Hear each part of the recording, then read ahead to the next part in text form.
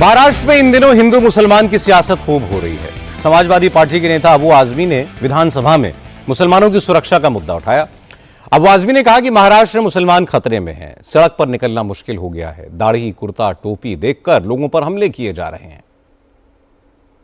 पूना में सिर्फ रोजा इफ्तार के लिए पब्लिक की जगह में लोग गए थे। रोजा जो हमेशा होते हैं, न कोई नई बात नहीं है। इन पर लोहे की सरियों से हमला किया गया, उन पे हमला, उनके सर फाड़ दिए गए। अकोला में एक होटल के पास बच्चे खड़े थे, एक लड़के ने किसी तरफ देखा तो दूसरा ग्रुप कहता तुमने देखा क्यों मुझे जोर से, और चाकू निकाला, उसके सीने में चाकू मार दिया। अध्यक्ष महोदय, नांदेड़ में ईद के दिन ईदगाह के करीब एक व्यक्ति मोटरसाइकिल से आ रहा था। ईदगाह में कई हजार लोग नमाज पढ़ते हैं और ईदगाह पहुंचने के पहले उसके मोटरसाइकिल में ब्लास्ट हो गया, आग लग गई और वो शख्स मर गया। अध्यक्ष महोदय, इसकी इंक्वायरी होना चाहिए, क्या हो रहा है देश के अंदर। अध्यक्ष महोदय, सारे जहां से अच्छा हिंदुस्तान हमारा, मुश्किल बहुत है लेकिन रहना यहां हमारा।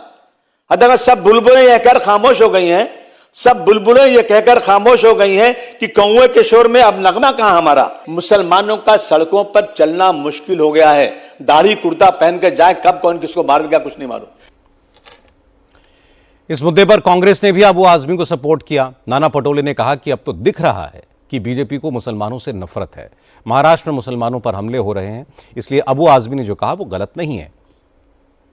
महाराष्ट्र की सरकार समाज किसी धर्मों को, विशेषकर मुस्लिम, क्रिश्चियन और बौद्ध लोगों को जिस तरह से टारगेट कर रही है, उसके आधार पर ये इस तरह है और उसका जागतिक लेवल पे क्या परिणाम होगा ये इनको अंदाज नहीं है। जो ईरान को एक मुस्लिम देश है लेकिन वो हिंदुस्तान के लोगों को मदद करना चाहता है, लेकिन मुस्लिम देश की सब मदद चाहिए, लेकिन मुस्लिमों को इस देश में रहना नहीं है। इस तरह का अगर बीजेपी माहौल बनाती है, जिस तरह से बीजेपी सत्ता का जो इनको मस्ती आई है उस आधार पर, धर्म के आधार पर झगड़े लड़ाने का काम कर रही है, और ये संविधान ये नहीं कहता, लेकिन बीजेपी देश को तोड़ना चाहती है और उसी का फर्क है। और अबू आजमी ने जो कहा है वो बात सच है। कांग्रेस और समाजवादी पार्टी को जवाब दिया एकनाथ शिंदे की पार्टी की नेता मनीषा कायंदे ने।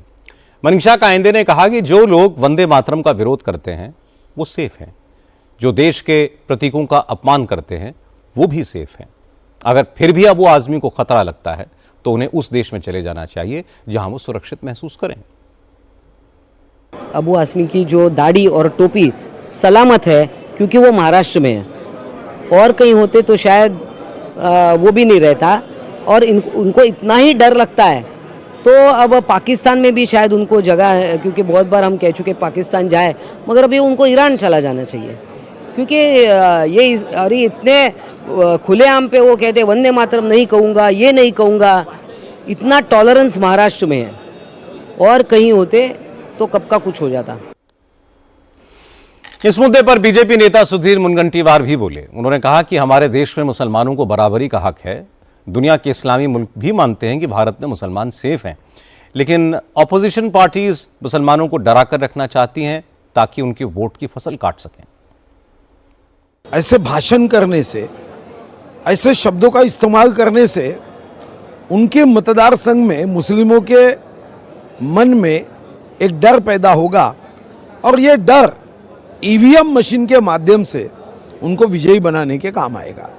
उनको लगता है कि ऐसे घटिया स्तर की बातें करने से हम मुस्लिम भाइयों के वोट पा सकेंगे। यही भावना कई वर्ष पहले कांग्रेस की थी।